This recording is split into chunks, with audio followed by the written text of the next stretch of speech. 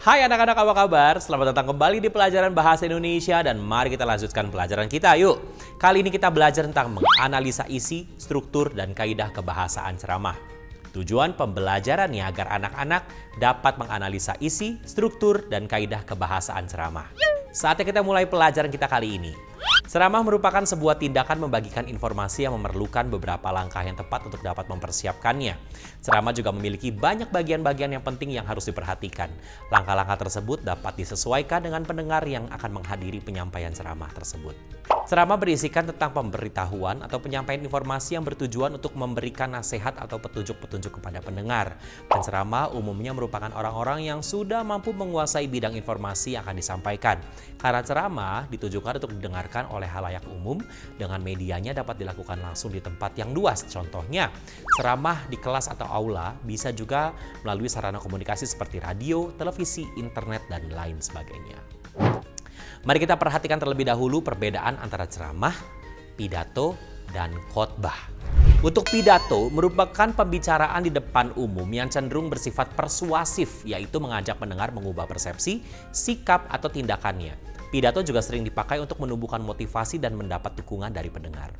Sementara khotbah merupakan pembicaraan di depan umumnya berisi tentang penyampaian pengetahuan mengenai keagamaan maupun praktik ibadah. Khotbah dapat berupa sebuah ajakan untuk memperkuat keimanan para pendengarnya. Lalu ceramah yang bersifat lebih umum. Ceramah juga berfungsi untuk menyampaikan sesuatu pengetahuan, informasi atau isu tertentu yang umum serta mencakup semua bidang. Seringkali disampaikan oleh pakar atau orang yang sudah ahli pada bidangnya.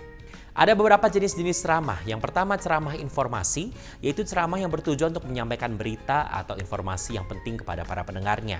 Yang kedua, ceramah persuasi, yaitu ceramah yang bertujuan untuk menyampaikan informasi yang dapat mengajak atau mempengaruhi pikiran dan tindakan para pendengarnya. Berikutnya, ceramah rekreatif, yaitu ceramah yang bertujuan untuk menghibur para pendengarnya. Langkah-langkah dalam menyusun sebuah ceramah. Nah, yang pertama anak-anak kita tentukan dulu topik ceramahnya. Menentukan sebuah topik ceramah sangatlah penting. Topik seharusnya aktual dengan keadaan terkini dan sesuaikan dengan para pendengarnya.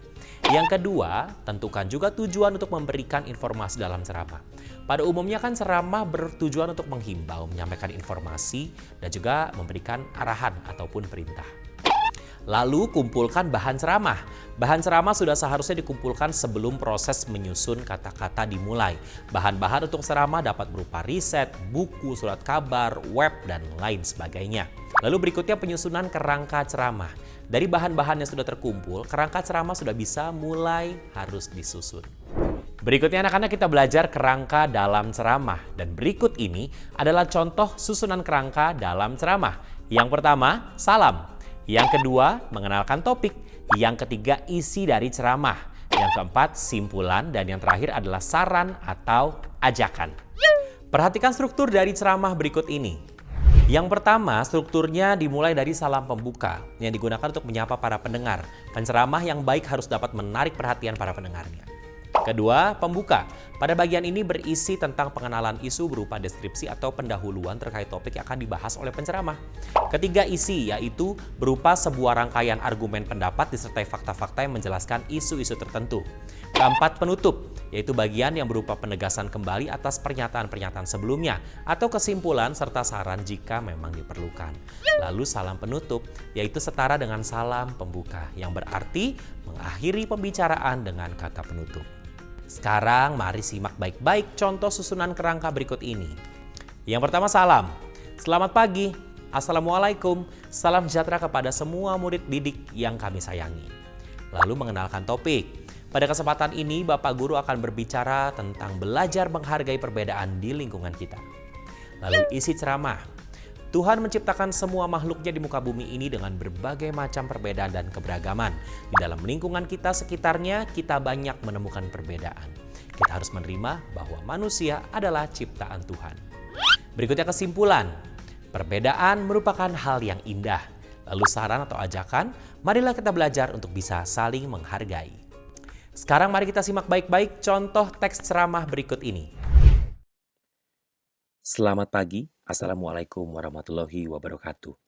Salam sejahtera kepada Kepala Sekolah, Bapak dan Ibu Guru, beserta seluruh murid-murid SMU Negeri Maju Sejahtera yang kami sayangi. Pada kesempatan kali ini, izinkan saya berbicara tentang belajar menghargai perbedaan di lingkungan sekitar kita. Pada hakikatnya Tuhan telah menciptakan semua makhluk di dunia ini dengan berbagai macam jenis yang berbeda. Beragam suku bangsa, keragaman budaya, beragam bahasa, beragam agama dan kepercayaan termasuk dengan perbedaan bentuk fisik serta warna kulit yang berbeda. Jika kita mencoba untuk belajar merenungkan bahwa Tuhan telah menciptakan keberagaman itu bukan tanpa sebab dan tujuan. Tidak lain adalah agar kita bisa belajar, agar bisa saling mengenal satu sama lain, dan belajar untuk bisa saling menghormati dan menghargai satu sama lain sebagai sesama makhluk ciptaan Tuhan. Tidak sepantasnya kita merasa paling benar atau merasa diri dan kelompoknya lebih baik daripada yang lain, karena di hadapan Tuhan kita semua adalah sama.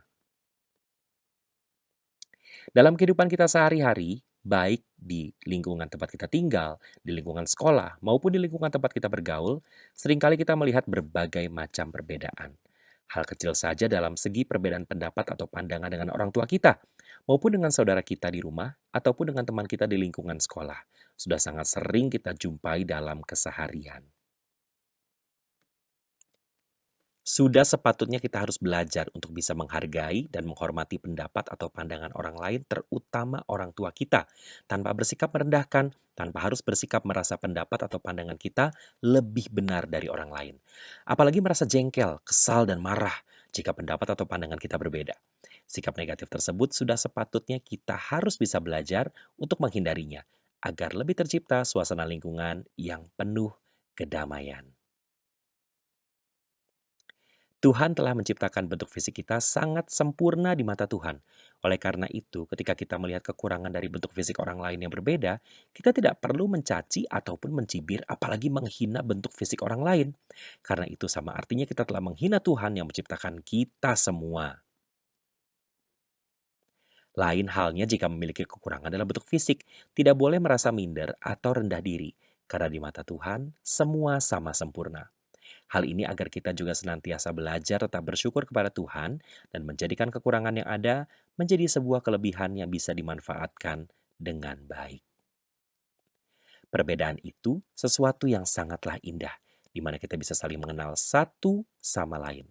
Dengan perbedaan, kita bisa belajar keanekaragaman budaya, keanekaragaman bahasa yang berbeda. Hal ini akan menambah ilmu pengetahuan serta luang lingkup pergaulan kita akan jauh lebih luas untuk bisa saling mengenal satu sama lain. Sudah pasti akan ada rasa kebahagiaan tersendiri jika kita bisa mengenal budaya maupun bahasa yang berbeda. Selain bisa menambah banyak teman dan sahabat, serta ilmu pengetahuan yang luas. Coba kita bayangkan, jika segala sesuatunya di dunia ini Tuhan ciptakan dalam bentuk yang sama. Tentunya sudah dipastikan akan muncul rasa bosan karena hidup kita tidak akan penuh warna karena tidak pernah mengenal perbedaan. Pada intinya, dengan belajar untuk bisa menghargai perbedaan apapun di sekitar kita adalah merupakan bentuk rasa syukur kita kepada Tuhan yang menciptakan perbedaan. Marilah kita sama-sama belajar untuk bisa saling menghargai dan saling menghormati satu sama lain tanpa merasa diri kita lebih baik dari orang lain. Karena di mata Tuhan, kita adalah sama. Tidak perlu merasa jengkel, kesal, dan marah jika melihat atau mendengar sesuatu yang tidak sesuai dengan keinginan kita. Dengan begitu kita telah menciptakan perdamaian dan ketentraman di lingkungan tempat kita tinggal maupun tempat kita bergaul. Dengan belajar untuk saling menghormati dan menghargai perbedaan, kita bisa menjadi manusia yang lebih baik lagi di hadapan Tuhan yang Maha Esa dan lingkungan sekitar. Marilah kita bersama-sama mulai saat ini belajar untuk bisa saling menghargai perbedaan. Semoga kita semua senantiasa diberikan kemudahan untuk bisa belajar menghargai perbedaan dan keberagaman sebagai suatu berkah yang diberikan oleh Tuhan yang Maha Esa untuk semua makhluknya. Akhir kata, saya mengucapkan terima kasih. Selamat sore, selamat beraktivitas. Semoga Tuhan senantiasa memberkati. Wassalamualaikum warahmatullahi wabarakatuh. Oke, mari kita lanjutkan pelajaran kita. Tetap simak baik-baik anak-anak ya. Mari kita telaah kebahasaan dalam ceramah.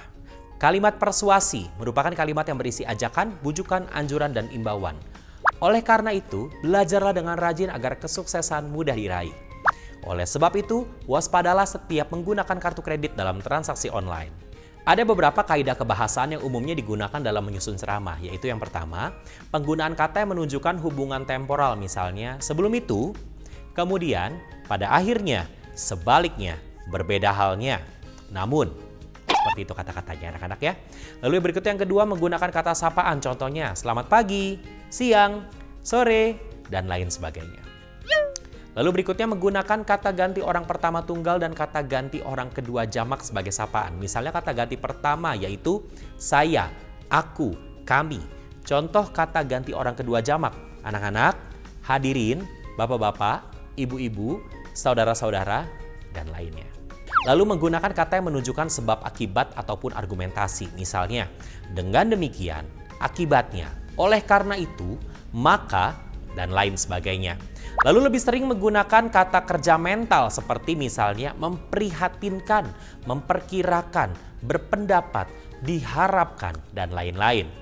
Lalu menggunakan kata yang persuasif untuk mengajak seseorang seperti misalnya sebaiknya, hendaklah, seharusnya. Dan menggunakan kalimat imperatif untuk melarang atau meminta seseorang melakukan sesuatu. Seperti misalnya, jangan, coba pahami, dan lain-lain. Anak-anak, kita sudah menyelesaikan pelajaran kita kali ini yang berjudul menganalisis isi, struktur, dan kaidah kebahasaan. Kita akan bertemu di pelajaran terakhir berikutnya.